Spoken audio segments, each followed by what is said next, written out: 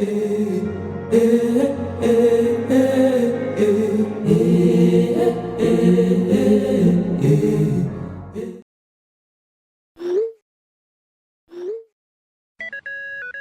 suis hyper contente que tu m'aies posé cette question parce que vraiment, celle-là, je l'attendais.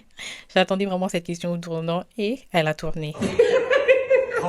Si actuellement tu es dans une phase où tu es en baisse de foi, tu es en baisse de motivation, baisse de zèle, certains l'appellent comme ça, tu es éloigné de Dieu, maintenant tu essayes de revenir, tu as un peu honte, tu te sens hypocrite, tu te sens très sale, tu sais pas trop comment remonter la pente, tu es un peu dans le déni par rapport à ces situations. Je vais te répondre avec 6 conseils que j'ai expérimentés ou que j'expérimente encore, parce que c'est des choses, c'est une routine qu'il faut établir. C'est vrai que sur les réseaux sociaux, il y a plusieurs conseils qui reviennent, mais j'ai remarqué que c'est tout le temps les mêmes conseils, comme par exemple, écoute des prédications sur YouTube, regarde des prédications, ou alors change ta playlist, écoute trop de musique mondaine, il faut que tu rajoutes des musiques chrétiennes, il faut que tu écoutes que des musiques chrétiennes, ou alors on va dire lis plus ta Bible, apprends à méditer la parole. Tous ces conseils-là ne sont totalement pas faux. C'est d'ailleurs là même que tu dois prendre ton cahier et ton stylo et écrire.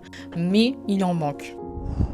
Premièrement, le conseil pour sortir d'une baisse de foi ou le conseil que je te donnerai, ce serait ne pas se rabaisser dans ses propres paroles. Rappelle-toi du pouvoir de la langue. Proverbe 18, 21 dit « La mort et la vie sont au pouvoir de la langue. Quiconque l'aime en mangera les fruits. » Éphésiens 4, 29 dit « Qu'aucune parole mauvaise ne sorte de votre bouche, mais s'il y a lieu, quelques bonnes paroles qui servent à l'édification et communiquent une grâce à ceux qui l'entendent. » Nos paroles ont un poids spirituel. Elles peuvent nous détruire ou alors nous édifier. Dieu veut qu'on parle avec foi, vie et encouragement. Il faut savoir que le corps est dirigé par les pensées. Si tu veux que ton corps fasse le bien, il faut d'abord que tu penses le bien.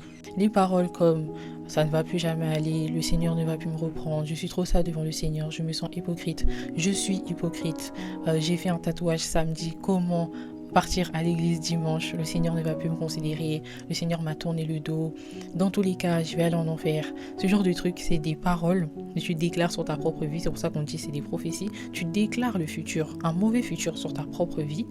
Comment tu veux que ces paroles s'alignent à la volonté de Dieu pour toi? Aligne tes paroles à la volonté de Dieu. Dans la Bible, il y a plein de promesses que Dieu fait pour toi. Alors prends-les en compte et vis-les. Le deuxième point que je pourrais aborder, qui est un peu en rapport avec le premier, c'est l'auto-sabotage. Quand je dis auto-sabotage, je parle des situations où tu es inconsciemment ou alors consciemment dans le déni. On va parler des relations, qu'elles soient amoureuses ou amicales. Tu le sais très bien qu'il y a une personne qui est à côté de toi, qui a une mauvaise influence sur toi. Son aura déteint sur le tien. Et cette personne, consciemment ou inconsciemment, te pousse à faire de mauvaises choses. Alors, pour te rapprocher de Dieu, pour reprendre cette vie de foi, cette vie de prière, il faut que tu coupes certains liens. Si actuellement tu es avec une personne, vous deux, vous savez, vous n'allez pas vous marier, là vous êtes juste des kiffeurs, vous êtes juste là en train de kiffer, arrêtez.